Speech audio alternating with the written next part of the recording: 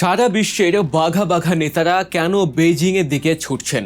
Donald Trump যখন ক্ষমতায় তিনিও গেছেন বেইজিংয়ে, আবার রাশিয়ার প্রেসিডেন্ট ভ্লাদিমির পুতিনও গেছেন, আর এখন দক্ষিণ এশিয়ার সবচেয়ে কৌশলগত ভূ রাজনৈতিক অবস্থানে থাকা দেশটির প্রধানমন্ত্রীও ছুটছেন সেই বেইজিংয়েই। কেন বিশ্বের দ্বিতীয় বৃহত্তম অর্থনীতির দেশকে ঘিরে এমন কূটনৈতিক ব্যস্ততা? আসলে চীন এখন শুধু আর ব্যবসার মধ্যে সীমাবদ্ধ নেই, তারা সারা বিশ্ব জুড়ে খেলছে চরম ভূ রাজনৈতিক আর কৌশলগত এক দাবা খেলা। আর এই দাবা খেলার অন্যতম গুরুত্বপূর্ণ এক অংশীদার এখন বাংলাদেশ। কিন্তু প্রধানমন্ত্রীর এই চীন সফরের পর্দার আড়ালে আসলে কি লুকিয়ে আছে? কোন কোন মেগা প্রকল্পের জট খুলতে পারে এই সফরে? কোথায় কোথায় আটকে আছে চীনের বিলিয়ন বিলিয়ন ডলারের বিনিয়োগ?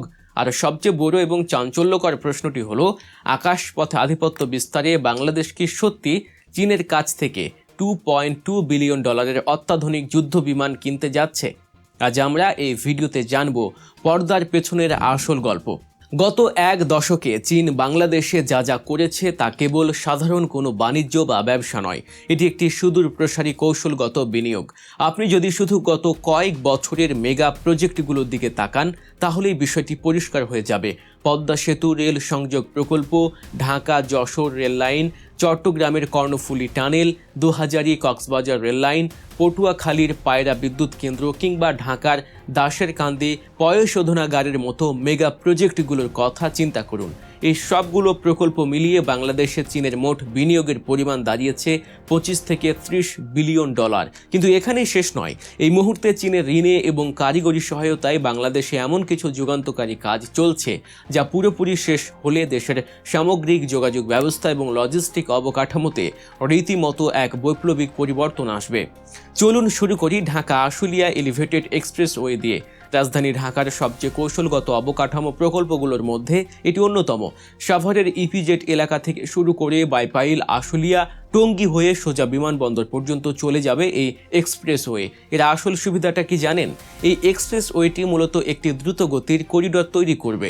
এটি সরাসরি ঢাকা এলিভেটেড এক্সপ্রেসওয়ের সাথে যুক্ত হবে। এর ফলে সাভার, ইপিজেড ও আশুলিয়া এলাকার বিভিন্ন গার্মেন্টস ও ফ্যাক্টরিতে উৎপাদিত রপ্তানিমুখী পণ্যবাহী ট্রাক বা কাভার্ড ভ্যানগুলো এখন আর ঘন্টার পর ঘন্টা জ্যামে আটকে থাকবে না। মাত্র 45 মিনিটেরও কম সময়ে প্রায় 47 কিলোমিটার উড়াল সড়ক পাড়ি দিয়ে এসব পণ্য সরাসরি চলে যাবে চট্টগ্রাম রোডে। বাঁচবে প্রচুর সময়, সেই সাথে গণপরিবহনের খরচও কমে আসবে অভাবনীয় হারে। এই এক্সপ্রেসওয়ের কিছু অংশে ইউটিলিটি লাইন হস্তান্তরের কারণে কাজ কিছুটা ধীর হলেও 2026 সালের 31 মে পর্যন্ত পাওয়া সর্বশেষ তথ্য বলছে এর ভৌত অগ্রগতি প্রায় 65 থেকে 68%। এই প্রকল্পটির মোট ব্যয় এখন সংশোধিত হয়ে দাঁড়িয়েছে প্রায় 17 থেকে 28 হাজার কোটি টাকার মধ্যে, আর এর প্রায় 85% অর্থায়ন করছে চীনের এক্সিম ব্যাংক। এরপর আসি ঢাকা বাইপাস এক্সপ্রেসওয়েতে। ঢাকার যানজট কমানোর জন্য এটি বাংলাদেশের সবচেয়ে গুরুত্বপূর্ণ চলমান পাবলিক প্রাইভেট পার্টনারশিপ বা পিপিপি ভিত্তিক প্রকল্প। এর মূল লক্ষ্য হলো উত্তর, পূর্ব ও দক্ষিণাঞ্চলের ভারী যানবাহনগুলোকে রাজধানী ঢাকার ভেতর দিয়ে না নিয়ে দ্রুততম সময়ে সরাসরি সংযুক্ত করা। এই 48 কিলোমিটার দীর্ঘ এক্সপ্রেসওয়ের সার্বিক ভৌত অগ্রগতি ইতিমধ্যে 65% ছাড়িয়ে গেছে। সবচেয়ে বড় সুখবর হলো প্রকল্পটির একটি উল্লেখযোগ্য অংশ আংশিকভাবে যান চলাচলের জন্য খুলেও দেওয়া হয়েছে। বিশেষ করে গাজীপুরের ভোগড়া বাইপাস থেকে শুরু করে কয়েক কিলোমিটার অংশে এখন যানবাহন চলছে এবং নির্দিষ্ট স্থানে টোল আদায়ও শুরু হয়েছে। এই প্রকল্পের আওতায় প্রধান সড়ক করিডরে পেভমেন্ট উন্নয়ন, ওভারপাস, আন্ডারপাস, ব্রিজ এবং কালভার্ট সম্প্রসারণের কাজ চলছে। বিশেষ করে ভোগড়া, কড্ডা, ভুলতা ও মদনপুর করিডরে ইন্টারচেঞ্জ নির্মাণের কাজও দৃশ্যমান। এই বিশাল প্রকল্পের মোট বিনিয়োগ কাঠামো প্রায় 3.5 থেকে 3.9 বিলিয়ন মার্কিন ডলার বা 38,000 থেকে 42,000 কোটি টাকার মতো। এই এক্সপ্রেসওয়েটি গাজীপুর, ভালুকা এবং নারায়ণগঞ্জের শিল্প করিডরকে আরও শক্তিশালী করবে, যা বাংলাদেশের রপ্তানিমুখী অর্থনীতির জন্য অত্যন্ত গুরুত্বপূর্ণ। উত্তরাঞ্চলে যোগাযোগের কথা বলতে গেলে সিরাজগঞ্জের হাটি কুমরুল ইন্টারচেঞ্জের কথা না বললেই নয়। এটি বাংলাদেশের সড়ক যোগাযোগ ব্যবস্থার অন্যতম একটি কৌশলগত অবকাঠামো। এই ইন্টারচেঞ্জটি দেশের উত্তর পশ্চিমাঞ্চলকে ঢাকা, রাজশাহী, রংপুর এবং দক্ষিণাঞ্চলের সাথে সংযুক্ত করার একটি বিশাল ট্রানজিট হাব। যমুনা সেতু পশ্চিম সংযোগ মহাসড়কের উপর চাপ কমিয়ে পণ্য ও যাত্রীবাহী পরিবহনের গতি বাড়ানোর জন্যই এটি তৈরি করা হচ্ছে। 2026 সালের মে মাস পর্যন্ত পাওয়া তথ্যে জানা যায় এর সার্বিক অগ্রগতি 70% কাছাকাছি। ইতিমধ্যে প্রধান ফ্লাইওভারের বড় অংশ এবং বেশ কয়েকটি র্যাম্প যান চলাচলের জন্য খুলে দেওয়া হয়েছে। বিশ্বমানের এই ইন্টারচেঞ্জটি শুধু যানজটই কমাবে না, বরং উত্তরাঞ্চলের 16টি জেলার সাথে রাজধানীর যোগাযোগকে করবে নির্বিচ্ছিন্ন। এটি চালু হলে উত্তরাঞ্চলের কৃষি ও শিল্পের পণ্য খুব সহজেই সারা দেশে ছড়িয়ে পড়বে। আর এই প্রকল্পেও চীনা অর্থায়ন ও চীনা ঠিকাদারি প্রতিষ্ঠানের সরাসরি অংশগ্রহণ রয়েছে। তবে প্রধানমন্ত্রী তারেক রহমান বেজিং যাচ্ছেন কি শুধুই এই পুরনো কাজগুলোর অগ্রগতি দেখতে? একদমই না। বাংলাদেশ নতুন করে আরও অন্তত 20টি মেগা প্রকল্পে চীনের কাছে আর্থিক সহায়তা চাইতে যাচ্ছে। দেশের অবকাঠামো খাতে বড় বিনিয়োগ আনার এই উদ্যোগ রয়েছে। পদ্মা ও যমুনা নদীর উপর আরও একটি করে সেতু নির্মাণ, জয়দেবপুর ময়মনসিংহ জামালপুর করিডরে ডুয়েল গেজ রেললাইন স্থাপন, মোংলা বন্দরের আধুনিকায়ন এবং ডিজিটাল কানেক্টিভিটি উন্নয়নের মতো বড় বড় প্রজেক্ট।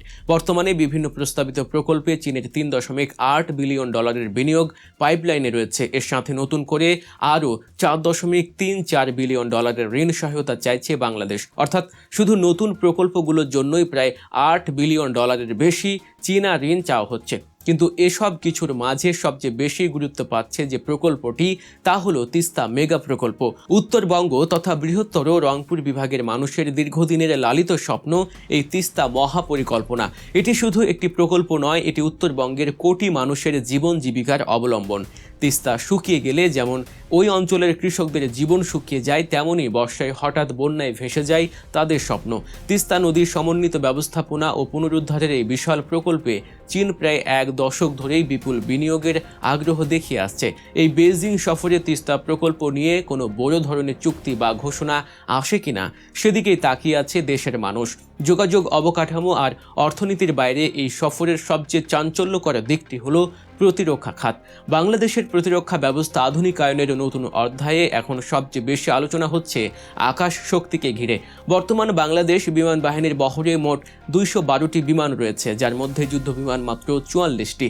আর এর একটি বড় অংশই বেশ পুরনো প্রযুক্তির, বিশেষ করে চীনের তৈরি 46টি F-7 সিরিজের যুদ্ধবিমান, যেগুলো মূলত সোভিয়েত যুগের MiG-21 প্ল্যাটফর্মের উন্নত সংস্করণ। তা এখন কার্যত সীমিত সক্ষমতার মধ্যে রয়েছে। ঠিক এই প্রেক্ষাপটেই বাংলাদেশ এখন নতুন প্রজন্মের যুদ্ধ বিমান সংগ্রহের দিকে এগোচ্ছে। সবচেয়ে আলোচিত প্রস্তাবটি হলো চীনের তৈরি 20টি Chengdu J-10C multirole fighter jet কেনার পরিকল্পনা। 4.5 জেনারেশনের এই অত্যাধুনিক যুদ্ধ বিমানগুলো কেনার সম্ভাব্য চুক্তি মূল্য প্রায় $2.2 বিলিয়ন। এই চুক্তির আওতায় শুধু বিমান নয়, বরং পাইলটদের প্রশিক্ষণ, খুচরা যন্ত্রাংশ এবং দীর্ঘমেয়াদী রক্ষণাবেক্ষণ সুবিধাও অন্তর্ভুক্ত থাকবে। পরিকল্পনা অনুযায়ী এই বিমানগুলো ডেলিভারি 2027 সাল থেকে শুরু করে ধাপে ধাপে 2036 সাল পর্যন্ত চলতে পারে। দক্ষিণ এশিয়ার ভূ রাজনীতিতে এই চুক্তির কৌশলগত গুরুত্ব অনেক বড়, কারণ আমাদের প্রতিবেশী পাকিস্তান ইতিমধ্যে 2022 সালে এই J-10C মডেলের 36টি যুদ্ধ বিমানের ব্যবহার শুরু করেছে। এই বিমানগুলো আঞ্চলিক সামরিক উত্তেজনায় বড় ভূমিকা রাখছে।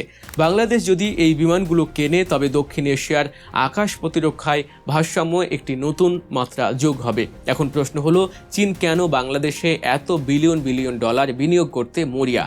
এর কারণ হলো বঙ্গোপসাগরে তাদের কৌশলগত উপস্থিতি নিশ্চিত করা। চীনের বেল্ট অ্যান্ড রোড ইনিশিয়েটিভ বা BRI প্রকল্পে বাংলাদেশ একটি অত্যন্ত গুরুত্বপূর্ণ লিঙ্ক।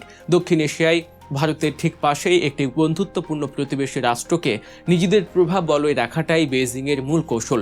তাই এই সফর শুধু কয়েকটি কাগজের সই করা নতুন চুক্তির ঘোষণায় সীমাবদ্ধ থাকবে বলে মনে হয় না।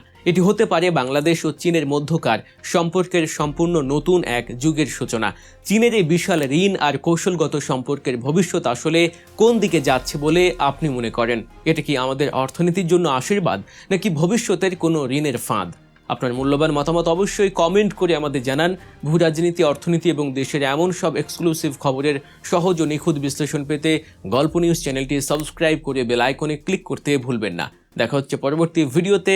আল্লাহ হাফেজ।